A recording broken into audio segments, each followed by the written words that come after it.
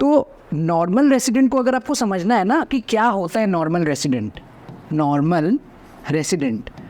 तो आप बेस्ट है आप ये समझ लो कि क्या चीज़ नॉर्मल रेसिडेंट नहीं होता है।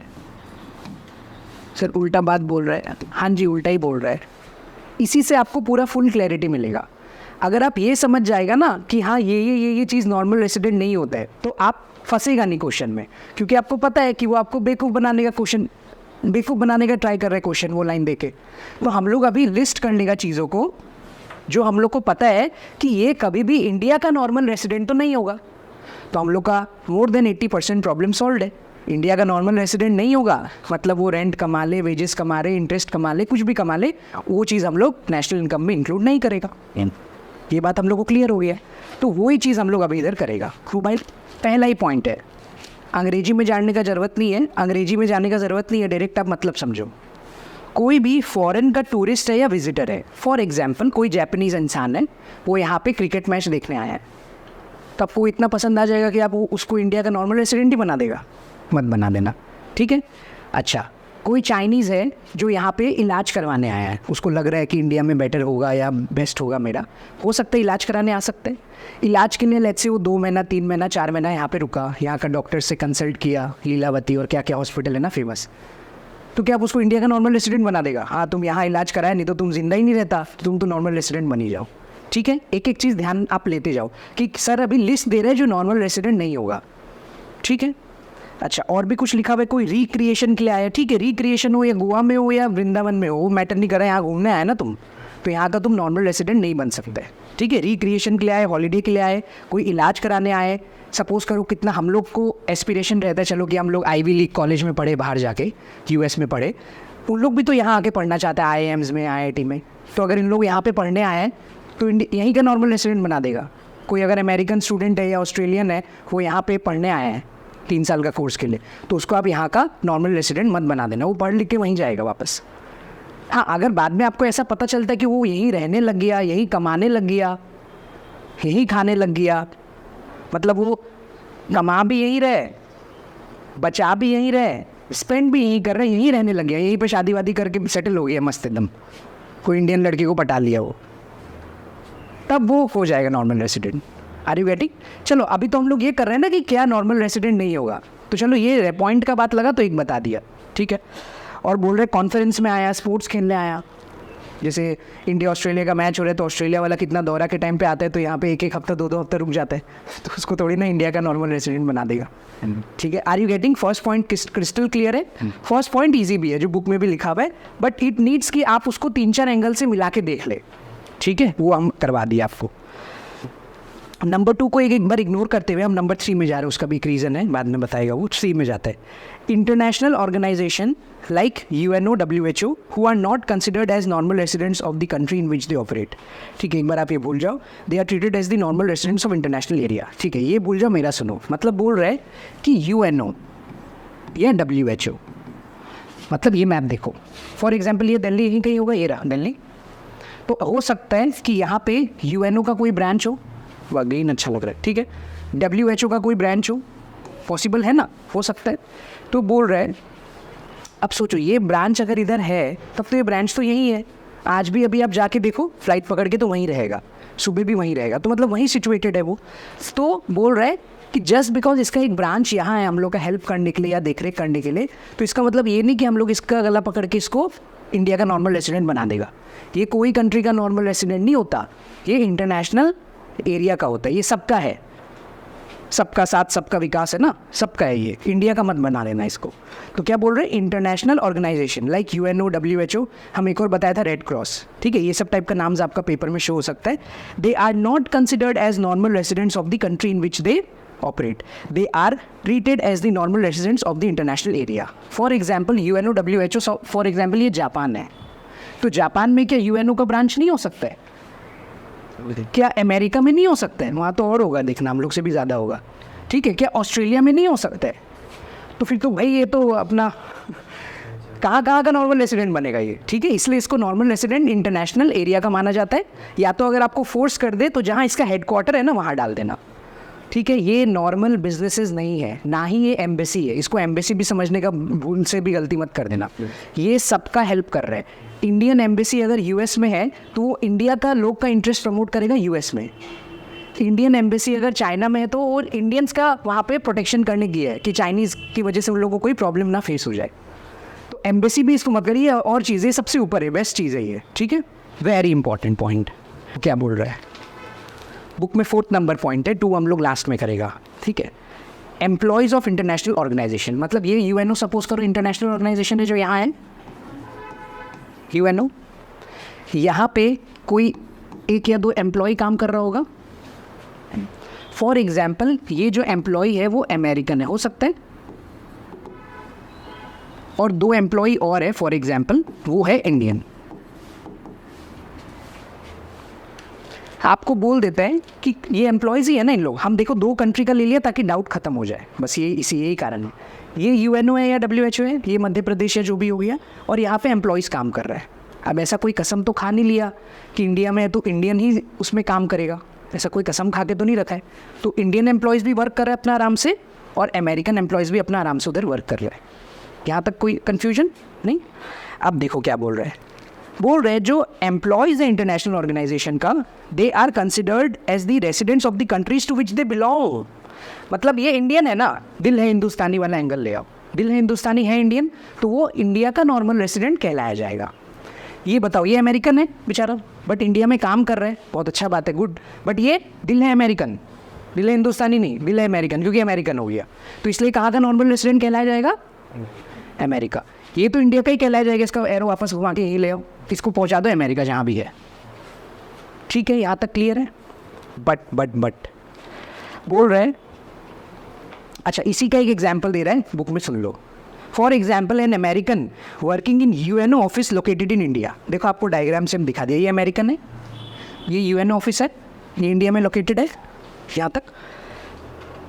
Will be treated as normal resident of India या अमेरिका? अमेरिका। तो बुक में ये साक्षात लिखा हुआ है अमेरिका।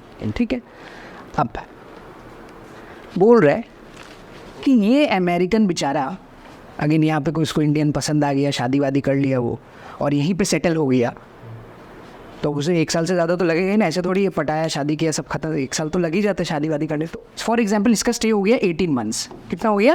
18 मंथ्स, 20 मंथ्स, 16 मंथ्स, या एनीथिंग मोर देन 1 ईयर। हम लोग को एग्जैक्ट उसका घर में जाके नहीं देखना है कि उन लोग सुख शांति से रह रहे हैं या नहीं, लव लाइफ कैसा चल रहा है, सब चेक नहीं करना है हम लोग को बस नंबर ऑफ मंथ्स चेक करना है। अगर एक्सप्लिसिटली आपको बोल देता है कि American is working in UNO office, ये अमेरिकन है working in UNO office in India for more than 1 year, या फॉर 18 मंथ्स, या फॉर 21 मंथ्स, तो आप समझ जाना कि वो यही सेटल हो गया है। ये आपको एजम्पशन मानना पड़ेगा, ये as per the rules of national income accounting है। तो बाई चांस अगर ऐसा हो जाता तो हम लोग क्या सोचेगा, उसका रहना खाना सोना पीना शादी वादी में भी वो यही करके यहीं सेटल हो गया, अब इसको यहाँ से जाना ही नहीं है, इसको बहुत पसंद आ गया इंडिया, अब वो यहीं रहेगा। तब इन दैट केस ओनली ये वापस से अमेरिका का नहीं होके कहाँ हो जाएगा, इंडिया का नॉर्मल रेसिडेंट हो जाएगा, इंडिया का नॉर्मल रेसिडेंट बन जाएगा। लेकिन मन घड़न अपने मन से मत एज्यूम कर लेना। अगर क्वेश्चन में लिखा हुआ है मोर देन 1 ईयर या 18 मंथ्स या 21 मंथ्स, तो ही आप ये एज्यूम करेगा। अगर कुछ लिखा हुआ नहीं है तो आप ये सोचेगा ये अमेरिकन आया चुपचाप, अपना महीना 2 महीना 9 महीना 10 महीना काम वाम करके वापस अपना बोरियां बिस्तर पैक करके अमेरिकन चला गया। अपने मन से मत सोच लेना कि हाँ ये तो कोई यहाँ पे कुछ कर लिया है या सेटल हो गया है। ठीक है, अपना मन से नहीं सोचना है, बोलेगा तो ही सोचना है। क्लियर है यहाँ तक? पॉइंट नंबर 2 को समझाने के लिए हम कुछ क्वेश्चंस यूज़ करेगा। एक बार तो हम पॉइंट पढ़ देगा ताकि आपको कान में पड़ जाए।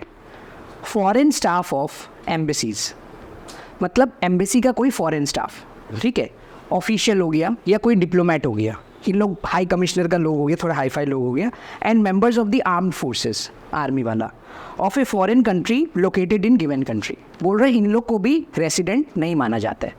अब ये चीज़ पढ़ के आपको कुछ समझ में नहीं आएगा, अभी जो हम बोल रहे हैं उसको आप ध्यान से सुने, ठीक है। उसको यहाँ पे डिसिफर किया है, ये देखो 11 नंबर पॉइंट आप रीड करो, आपका हम डाउट क्लियर कर देते हैं। ये एम्बेसी वाला जब एंगल आता है, देखो इसमें क्या है, अब क्या एंगल में हम लोग को लास्ट एंगल क्या बचा है कि जब सर एम्बेसी वाला एंगल आएगा ना, और उसके साथ साथ कोई फॉरेन कंट्री वाला भी एंगल आएगा साथ साथ। क्या आएगा? फॉरेन कंट्री वाला भी एंगल आएगा। मतलब अमेरिकन एम्बेसी है और उसमें जापानीज वर्क कर रहा है, रशियन एम्बेसी है उसमें इंडियन वर्क कर रहा है। ऐसा टाइप का सिचुएशन में हम लोग कैसे टैकल करें?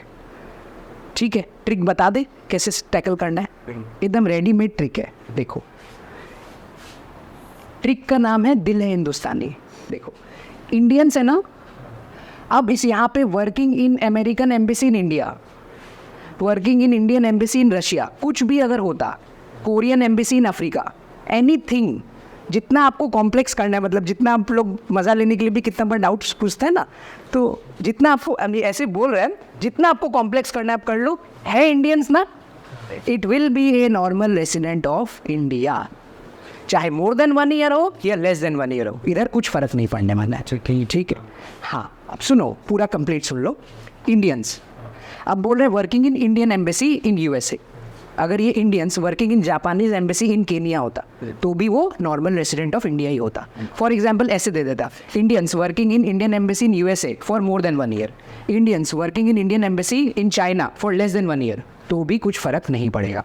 मोर देन 1 ईयर वाला, लेस देन 1 ईयर वाला, अगर यहाँ पे लाइन हम जानबूझ के नहीं दिया है क्योंकि उससे कुछ आंसर चेंज नहीं होगा, हम सोचा हम जस्ट आपको बता देगा, तो इसका भी क्या होगा? येस होगा, नॉर्मल रेसिडेंट ऑफ इंडिया होगा। जितना कंफ्यूज करना है कर लो।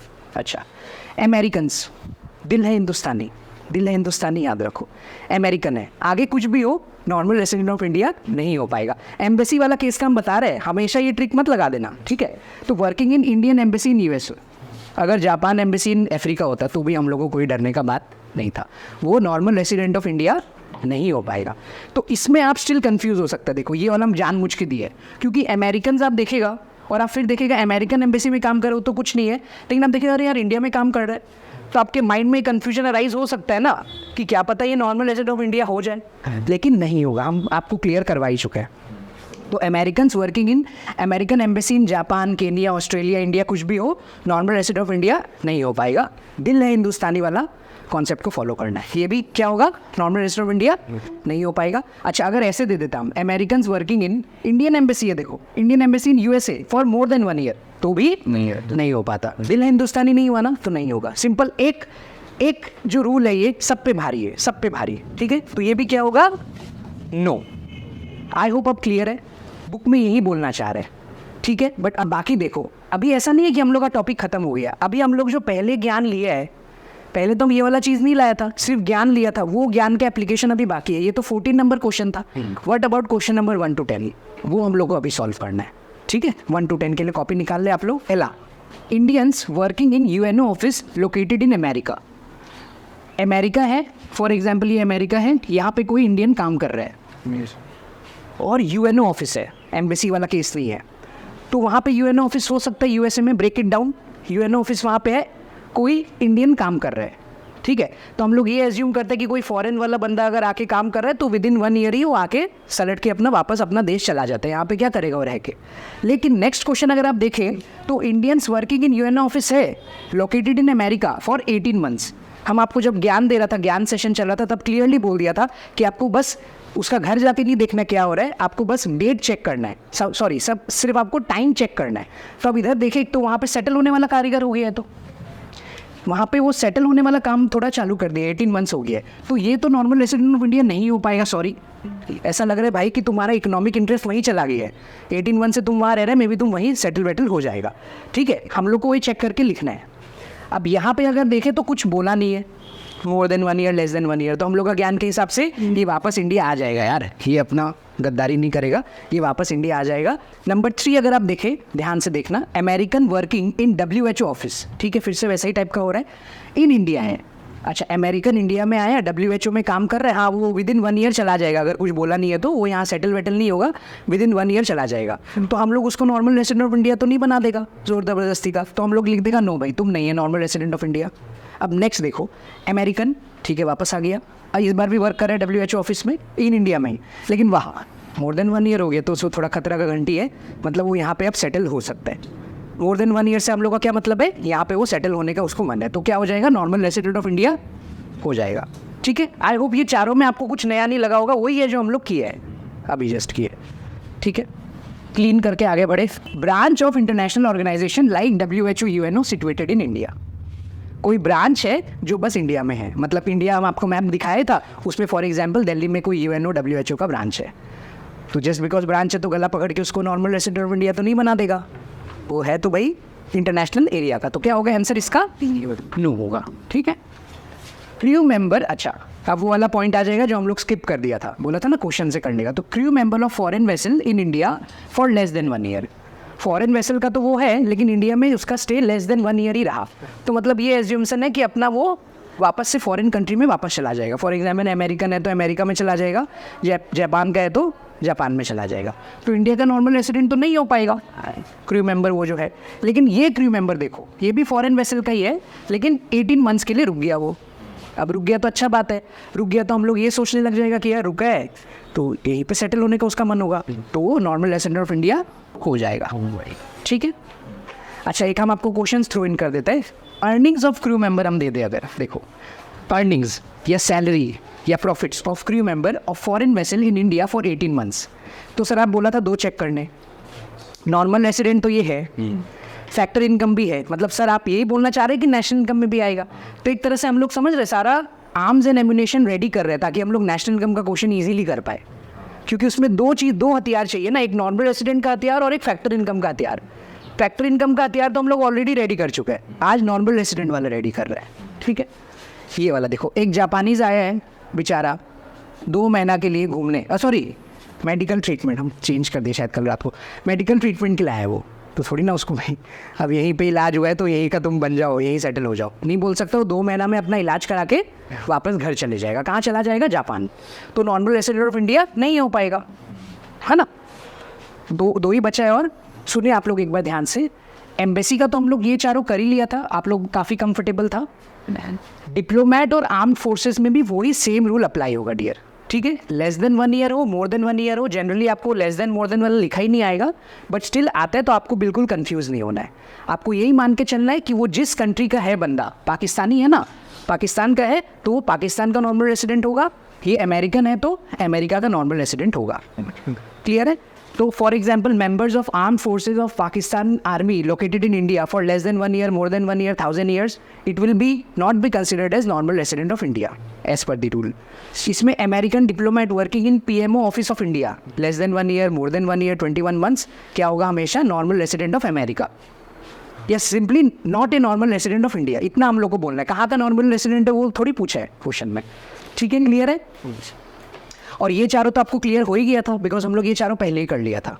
ठीक है, एक बार इस चारों को वापस सॉल्व कर लो, बताना हमको क्या आंसर आया है। इसका क्या आया है? नो था, नो। ये चारों का भी आंसर आप बताओ, वापस से सॉल्व किया। No. Very good, yes yes और नो नो। जहाँ पे यस यस होगा वहाँ इंडियन दिखेगा आपको, और जहाँ नो नो होगा वहाँ कोई और दिखेगा। आई होप क्लियर है। ठीक है, इससे और कुछ खूंखार हो भी नहीं सकता। मतलब आप 3 कंट्री ले आओ, 10 कंट्री ले आओ, इट वोंट मैटर। आपका कॉन्सेप्ट क्लियर है तो आप आंसर कर सकते हैं। ठीक है, आप समझ गया कि एम्बेसी वाला ही चीज़ यहाँ दोनों भी, एम्बेसी वाला ही चीज़ ये दोनों में भी रीआइटरेट हो जाएगा, सेम चीज़। उसके ऊपर ज़्यादा 2 ही क्वेश्चन था मेरे पास, बट आई होप क्लियर है कि लेस देन 1 ईयर होता, उसमें मोर देन 1 ईयर होता तो भी वर्क करता। अच्छा, 2 क्वेश्चन से ज़्यादा ज़रूरत ही नहीं है ना इसमें, तो less than 1 year, more than 1 year का सब एक ही आंसर है। क्लियर है? तो यहाँ पे जाके नॉर्मल रेसिडेंट कंप्लीट होता है।